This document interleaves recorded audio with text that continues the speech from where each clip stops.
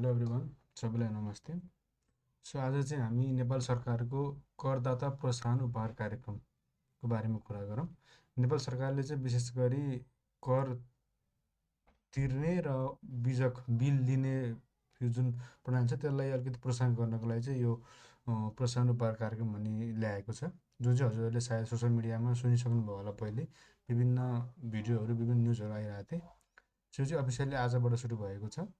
Recently यो system चाहिँ बन्ने चरणमै थियो। सो आजबाट चाहिँ लगभग सुरु आइसकेको छ। यसमा चाहिँ मेनली अब हामीले सुरुमा यो पोर्टलमा हेऱ्यौँ भने दुईवटा भाषा चुज गर्न मिल्यो, नेपाली र इङ्ग्लिस। सो मैले नेपाली चुज गर्दाखेरि चाहिँ बिलको भुक्तानी कसरी गरिएको हो दुईवटा हामीसँग अप्सन छ। नर्मल्ली एउटा चाहिँ हामीले क्यास पहिला क्यासदेखि अहिलेसम्म चाहिँ क्यास भुक्तानी गरेर बिल दिन्छौँ भने अर्को चाहिँ हाम्रो क्युआर अथवा कार्डकोबाट पेमेन्ट गर्छौँ। नर्मल्ली चाहिँ क्यासबाट भुक्तानी गर्दाखेरि चाहिँ हाम्रो विभिन्न स्टेपहरू छ, यहाँ फर्महरू भर्नुपर्ने हुन्छ। सो यसकै कुरा गरौँ पहिला। यसमा चाहिँ बिल नम्बर, विक्रेताको प्यान नम्बर भन्नाले हजुरले कुन पसलबाट सामान किन्नु भएको हो त्यसको चाहिँ प्यान नम्बर राख्नुपर्ने हुन्छ। सो बेसिकल्ली चाहिँ तपाईँले प्यान नम्बर राख्नु भएन भने चाहिँ योमा सबै हुन पाउनुहुन्न। यसमा चाहिँ प्यान, भ्याट नम्बर जुन राख्दा नि भइहाल्यो। बिल मिति, कहिले बिल दिनुभएको हो, बिल कुल रकम, कतिको सामान किन्नुभयो। सो यसमा चाहिँ हामीले नगदबाट अथवा क्युआरबाट पेमेन्ट गर्दाखेरि पनि हामीले नर्मल्ली चाहिँ बेसिकल्ली व्यक्तिगत कारोबार मात्रै गणना गरिन्छ।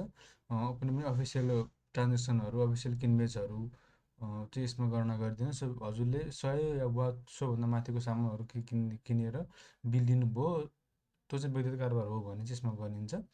सो हजुरको विवरण, नाम, मोबाइल नम्बर, ठेगाना यो राखेर हजुरले सबै विवरण राखेर हजुरले यहाँ कुपन सिर्जना गर्नुपर्ने हुन्छ। कुपन चाहिँ हजुरको एउटा नम्बर जेनेरेट हुन्छ, जुन नम्बर चाहिँ लकी ड्रमा जान्छ। सो हजुर यदि चुज हुनुभयो, हजुर लकी ड्र चिट्ठा पऱ्यो भने चाहिँ हजुरलाई त्यो कुपन मार्फत कन्ट्याक्ट गरिन्छ र हजुरले आफ्नो ओरिजिनल एउटा डकुमेन्ट बोकेर, त्यो बिल बोकेर, सबै कुराहरू बोकेर चाहिँ आइआरडी अफिस जानुभयो भने चाहिँ हजुरले त्यो प्राइस पाउन सक्नुहुन्छ।